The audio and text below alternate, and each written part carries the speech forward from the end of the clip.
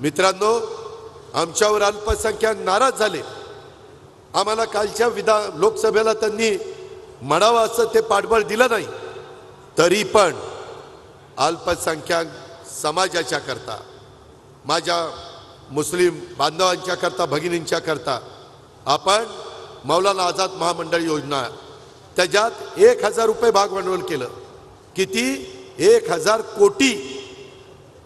आणि 500 कोटी रुपयाची गॅरंटी सरकारची दिली। का? तर त्या मुलांना पण त्या ठिकाणी काही व्यवसाय करायचा म्हटलं तर तो व्यवसाय करता आला पाहिजे। इतके दिवस आमची आदिवासींच्या करता टार्टी होतं, मागासवर्गीयांच्या करता बार्टी होतं, बहुजन समाजाच्या करता सारथी आहे, ओबीसींच्या करता महाज्योती आहे, काही घटकाच्या करता अमृत योजना आहे। बरेच दिवस मागणी होती की आमच्या मातन समाजाच्या करता काही द्या।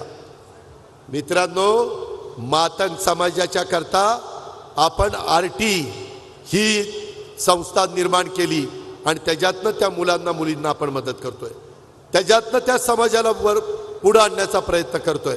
आणि मुस्लिम समाजाला काल परवाच पेपरला वाचला असेल, कालच निर्णय घेतला, मार्टी ही माझ्या मुस्लिम बांधवांच्या करता योजना आणली। मार्टी मला तुम्हाला सगळ्यांना सांगायचंय, महाराष्ट्राला सांगायचंय, सर्व जाती धर्माच्या लोकांचं हे सरकार आहे, सर्वांना मदत करणार आहे।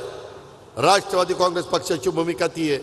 आणि त्याही समाजातल्या आमच्या जे काही कर्ज काढायचं होतं त्यांना 30 कोटी रुपये हमी होती, ती 500 कोटी रुपये केली।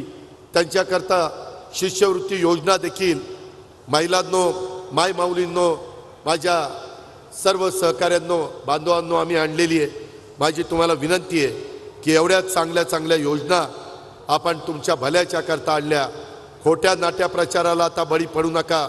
लोकसभेला झालं गेलं ते गंगेला मिळालं, परंतु आता कुणी वेगवेगळ्या पद्धतीनं लोकांना खोटं सांगतील त्यांच्यावर विश्वास ठेवू नका। मला काय आजच दिंडोरीमध्ये यायचं नाही, अजून मला बरेच वर्ष राजकारण समाजकारण करायचं आहे। मी कधी तुम्हाला चुकीचा रस्ता दाखवणार नाही, तुम्ही योग्य निवड त्या ठिकाणी करा।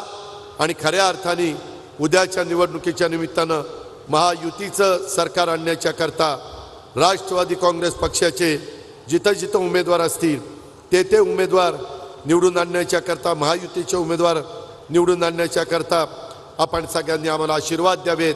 आम्ही या योजना व्यवस्थितपणे कायम कशा चालतील ह्या पद्धतीनं आम्ही आमचं काम करत राहू। आता हर घर तिरंगा हा एक कार्यक्रम आपण आपल्या राज्यामध्ये राबवतोय। 13, 14, 15 ह्या 3 ऑगस्ट, त्या 15 ऑगस्ट, 13 ऑगस्ट आणि 14 ऑगस्ट प्रत्येकाच्या घरावर राष्ट्रध्वज फडकवण्याचा आपल्याला कार्यक्रम करायचा आहे। ग्रामविकास आणि नगरविकास खात्यातर्फे तुम्हाला तिरंगा ध्वज उपलब्ध करून दिला जाणार आहे। आणि त्याच्यामध्ये आपल्या देशाचा तिरंगा हा प्रत्येक भारतीयांच्यासाठी आन बाण आणि शान आहे, आपला अभिमान आहे, आपला स्वाभिमान आहे। त्याकरता आपल्याला हा कार्यक्रम सगळीकडे राबवायचा आहे। महाराष्ट्रात देखील कालच आम्ही मंत्रिमंडळामध्ये निर्णय घेतला, हर घर तिरंगा अभियान यशस्वीपणे राबवण्याच्या करता तुम्ही तिरंगा यात्रा, तिरंगा रॅलीज, तिरंगा मॅरेथॉन, तिरंगा सांस्कृतिक कार्यक्रम, तिरंगा कॅनव्हास, तिरंगा प्रतिज्ञा, तिरंगा सेल्फीज, तिरंगा ट्रिब्यूट आणि तिरंगा मेळा असे 9 कार्यक्रम आपण राज्यामध्ये राबवणार आहोत। माझ्या दिंडोरी परिसरातल्या तमाम बांधवांना, माझ्या माय माऊलींना, माझ्या भगिनींना माझी विनंती आहे की आपण तो देखील कार्यक्रम अतिशय चांगल्या पद्धतीनं राबवावा। आणि भारतीय स्वातंत्र्य दिनाच्या आपण सगळ्यांनी त्याच्यामध्ये सहभागी व्हावं।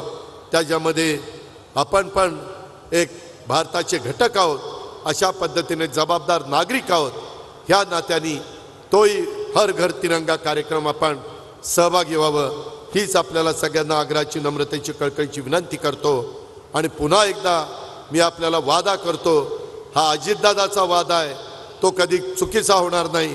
माझ्या